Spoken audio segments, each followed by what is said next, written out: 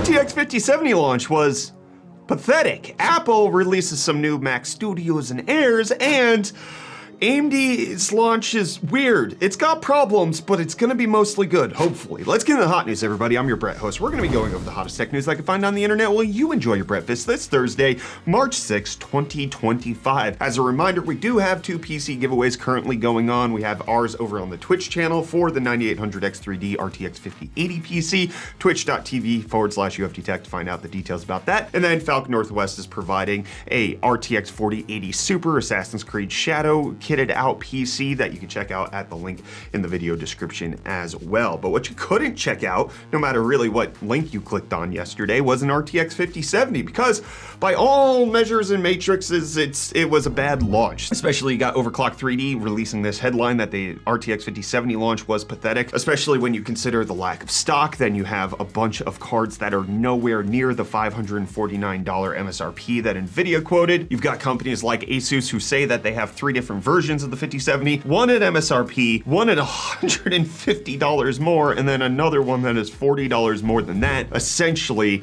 putting it at a 5070 Ti at level MSRP. Obviously, the 5070 Ti isn't selling at MSRP, but this is just a really ridiculous pricing setup when it comes to the 5070. I got a sternly worded email from one manufacturer one time telling me that, yeah, this is tariffs. That's the reason why it's happening. And if that is true, then at some point, somebody could have forthright communication saying, hey, we actually can't meet the MSRP, we're going to have to raise it. At least at that point, the consumer would be informed. We'd have a heads up on what exactly is going on. Instead, we get to see stuff like this, which just basically makes it look like you're overpricing your products, especially when you're putting it into the next class of product. And it's not just Asus who's doing this, it's plenty of other GPUs. Go to Best Buy or Micro Center's website and you'll see that tons of the 5070s are nowhere near the $550 price point. There are a few that were, but the vast majority are $600, $700 plus. It's absolutely ridiculous. And if that is the case, then either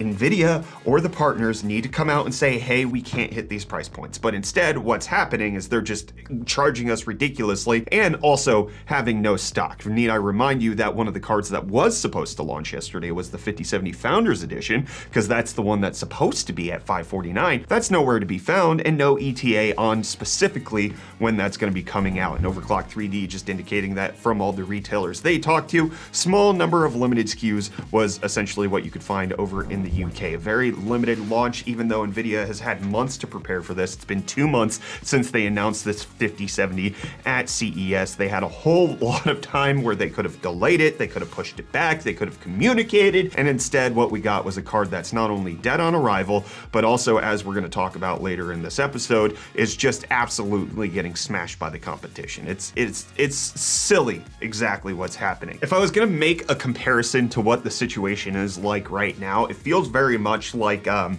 Skylake, Kaby Lake generation of the 6700K and the 7700K. AMD dropped Ryzen 1, and so Intel had to pivot to try to release a stopgap generation of Kaby Lake before Coffee Lake came out, where they would have a higher core count. Kaby Lake wasn't that much better than Skylake, and it was really bad, and now AMD's taken the market by storm. Nvidia has just led to disappointment. There has been nothing super positive about this generation. The only really advancements that have happened with the RTX 50 series are things like the NVENC encoder, like the media encoder is significantly better. But other than that, it's really just a sad state of affairs for Nvidia right now. And I don't know if they're receiving that communication, if they might be changing their strategy moving forward. I don't know, but this is one of the roughest launches I've seen for them in quite some time. But no matter how rough the weather is outside, you can trust today's video sponsor to keep your feet going strong. What do you have on your feet right now? Socks, probably, but super comfy and waterproof shoes, only if you happen to be rocking a pair of shoes from Vessi, who also happens to be today's sponsor. Here in PA, the weather can be unpredictable, especially in the winter. Recently, we've been jumping between rain and snow, so I've been reaching for my Vessis every morning. Now, my wife has a refreshed pair of her favorite boots, the Weekend Chelseas from Vessi. Vessis stand out from other waterproof shoes because it's not just some magical coating, it's the fabric. Vessi's special Dymatex fabric lets your feet breathe while keeping water out. On top of being waterproof, Dymatex is also super stretchy, making your shoes extra comfortable and easy to slip on and off. The classic and casual design of the Weekend Chelsea also lends to their versatility, just slipping them on to grab grab the mail? Perfect. Now throw on some nice jeans and a sweater and you're ready for an evening out. Possibly best of all, Vessies are super easy to clean. All they need is a quick rinse and you're good to go. Actually, no, the real best of all is with Vessi that these shoes are crafted out of vegan materials, promoting environmentally friendly choices. The Weekend Chelseas in particular are a great choice for winter footwear with their high top design and excellent heat retention for outdoor activities. You can tell that these were made with the outdoors in mind because they also come in a wide range of earthy colorways like tan, green, and black, with us having this shiitake brown. And as I mentioned earlier, me and my family have been longtime users of Vessi. Let me tell you, these shoes hold up. My pair here is actually it's quite new because my other ones were like 5 years old and they're still pretty much like brand new, but I wanted a different style this time. And if you're looking for a shoe that can do it all and keep your socks dry, then look no further than the Weekend Chelsea from Vessi. Check out every pair of shoes Vessi has to offer at vessi.com/UFD Tech and score an automatic 15% off your first order at checkout. Thanks to Vessi for keeping my feet dry and sponsoring today's video. Well, I'm planning on slipping on my Vessies and running down to the Apple store to pick up one of the new Apple Mac Studios. I have a video planned for it, don't judge me. Also, I use a Mac Mini for work here at UFD Tech, I get it out in the open. But they did update the Mac Studio for the first time in quite some many moons because it used to just be on the M2 Ultra as the highest end chip when we're currently on the M4 generation. So they have updated it to be M4 Max, so being comparable to the highest end MacBook Pro that you can get, but then only an M3 Ultra when it comes to giving it that Ultra nomenclature. So this is same price point. They haven't necessarily raised the base prices on the Studios. You can get the Max version for $2,000. You can get the Ultra version for $4,000. The Ultra version has 6 Thunderbolt 5 ports on it, 4 in the back, 2 on the front, starts at 96 gigabytes of memory, supports 10 gigabit Ethernet. It's a very competent production machine, but it does get silly once you start upgrading it because the upgrade potential on this in terms of the internal specs is kind of high. So if you scroll on down, you can upgrade from a 60 core GPU to an 80 core GPU and from a 28 core CPU to a 32 core CPU, and that'll cost you $1,500. And then if you want to go from 96 gigabytes of memory all the way up to half a terabyte, you can charge that an extra $4,000 on top of everything. And then the base model on the Ultra version is 1 terabyte of SSD storage, but the internals can go up to 16 terabytes for an extra $4,600. And of course that has the Apple tax, Apple upgrade pricing on it. So you're looking at $14,099 to get the highest end Mac Studio. Now the specs on this are actually quite ridiculous. 512 gigabytes on an APU is just ridiculous amounts of RAM. But even if you choose to go with 1 terabyte of storage and then plug in external SSDs when it comes to the Thunderbolt dock, you're still looking at $9,500 for it. I can't think of another APU where you could just go out and buy this and have 512 gigabytes of storage, especially one that has such high memory bandwidth, which we'll talk about in a second. But trying to answer the question of why is it the M3 Ultra and not the M4 Ultra, Apple says to Ars Technica that not every generation will get an Ultra chip, so that might mean there won't be an M4 Ultra. It's not quite clear. We thought we weren't going to get an M3 Ultra because it never got released, but now it is later on. But getting back to that, the M3 Ultra's memory bandwidth is insanely high at 820 gigabytes per second. That is reaching RTX 4090 level performance when it comes to memory bandwidth, and you have 512 gigabytes of that. That is a lot of AI modeling you can do right there. This is giving people access to a workflow in a tight package that wasn't really seen before. It's not really much of an increase from the memory bandwidth of previous Mac Studios, but it is definitely an increase in the amount. The first generation Mac Studio only went up to 128 gigs, the second gen went up to 192, and now we're over double that at 512 on the Mac Studio. But on top of the Mac Studio, Apple also announcing a new M4 MacBook Air. Nothing really notable about this besides the fact that it's the new CPU, but it's also coming with a base price cut, and it's coming in a brand new color of sky blue. Now with that base price cut, it also includes the memory doubling that happened a couple months ago when they launched Apple Intelligence. You might remember for that $1099 price point, Apple gave an extra 8 gigabytes of RAM to make it base 16 for the M3 MacBook Air. So they're keeping that 16 gigs and still removing $100. So effectively from 1 year ago, a 16 gigabyte MacBook Air now costs $200 less than it did a year ago. Now you can get it with up to 32 gigabytes of RAM. It does ship with that, but at $999, the MacBook Air has consistently been one of the most popular laptops out on the market. The M4 is going to be a very competent chip for that. I know we're a PC-oriented gaming tech channel, but you can't deny that the MacBook Air moves quite considerable amounts of volume, and with a 16 gigabyte base memory, 256 gigs of storage isn't a lot, but the whole idea is that like everything's in the cloud now, so you have to pay for the storage. It's a competent machine at this point. And Reece is pretty competent at finding you deals, so let's see what he has for you today. Yo, welcome back to UFD Deals, bringing the hottest tech deals out on the internet, and today run down to your nearest micro center because you can grab a 1 terabyte inland NVMe M.2 SSD for only $5 freaking. Now it is only Gen 3 speed, so it's a little bit slower, but then again, it's only $5 freaking. But hey, then next up we have this Asus ZenScreen 16-inch USB-C portable monitor going for only $99, making it $50 off. I know I go on and on about these portable monitors. I have one right there. If you guys have been wanting to try one, but you're too afraid of some random brand, here's an Asus one. Give it a go. And then lastly, today we have this Pixio 27-inch 1440p 240Hz OLED gaming monitor going for only $399 with the coupon applied, making it $100 off and a great price for an OLED. And hey, with that, the deals are done. You can find these and more linked in the video description down below, but until next time, I'm gonna hand you off back to Brett for the rest of your hot news. Cheers. Well, Reece, it looks like Google wants to save some people money when it comes to YouTube Premium, because they will now have a premium Lite version of the service that's gonna charge only $8 a month to your wallet, but strips out several different features like downloads or background play. You're not gonna be able to do that anymore. Additionally, it does not include YouTube Music anymore either. So you could either get the full premium, which will include all of those other features I mentioned are being stripped away, or for $8 a month, you will just get most videos being without ads, such as podcasts, gaming, fashion, beauty, and news content. However, some content will still have ads, such as music videos,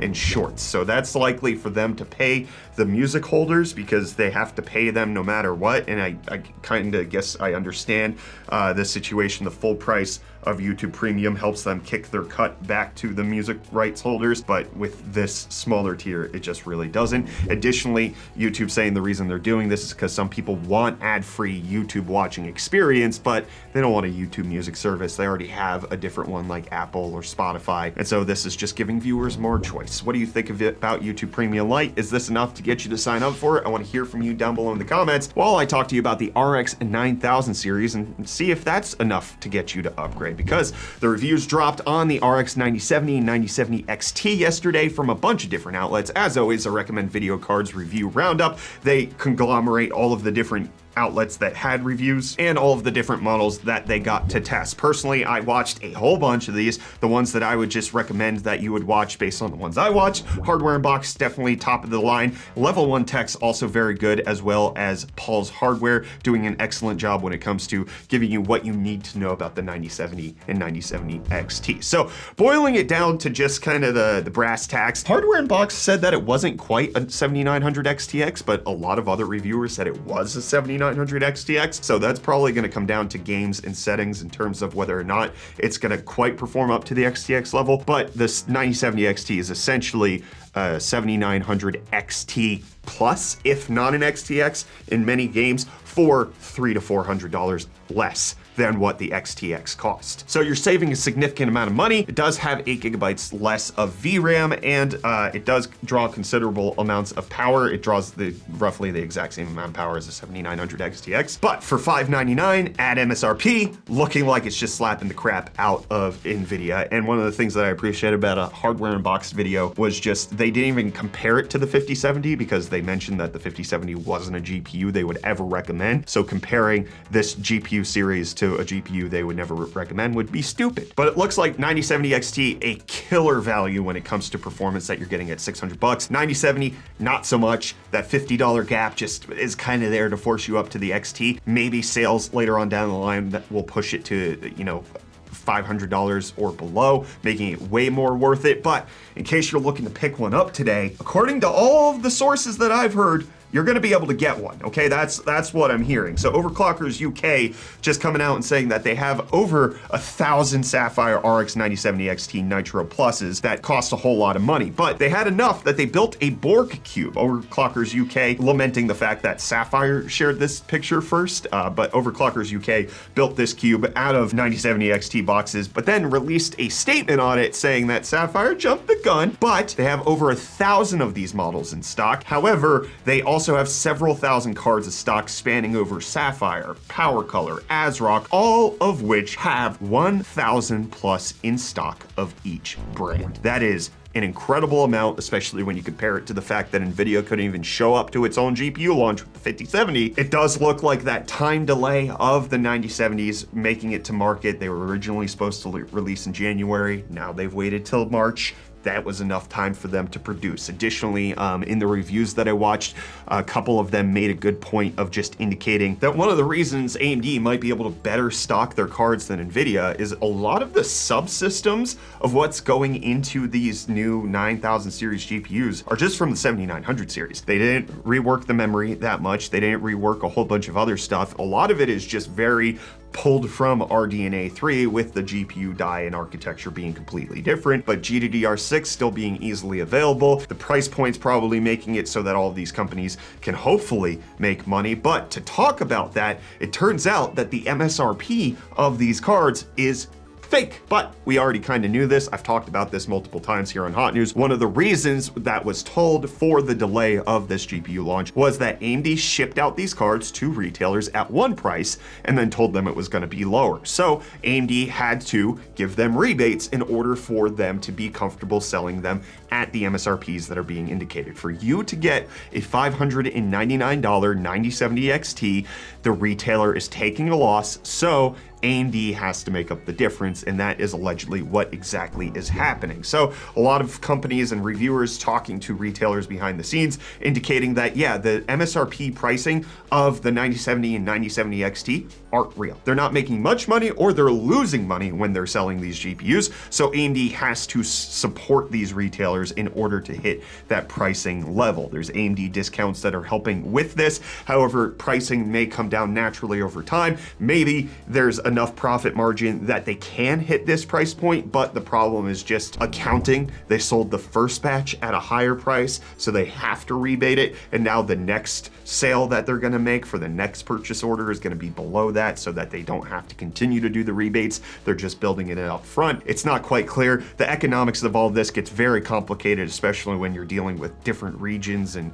geographies and economic situations in different countries all across the world, but the MSRP is just weird, right? So one of the things that Overclock 3D talks about in this is that the MSRP doesn't appear to mean suggested retail price anymore. It appears to mean minimum price, which is not how it used to be. We are hoping that AMD gives us a sale price on the 9070, which that is kind of how MSRP used to be. That it would be that price and then it would go below that, not typically above that. However, Nvidia says MSRP and then they don't even sell a card for that price. It's all just incredibly higher. It's just a game of smoke and mirrors when it comes to the pricing of these GPUs. It's complicated, but hopefully the AMD launch is good for the consumer. Let me know if you picked up a 9000 series today down below in the comments. Well, I read what you said in yesterday's episode of Hot News. We got Shadow Lemon saying, I read a comment from someone that said the RTX 5070 can't be DOA if it hasn't arrived yet. Ha ha ha! Never arrived, so no, it's not dead. It's Schrodinger, it's GPU. And then Sean saying, we really went from planned obsolescence to obsolescence at launch. And then Gut saying, no 5070 stock. Looks like Nvidia even knew that no one were gonna buy their cards.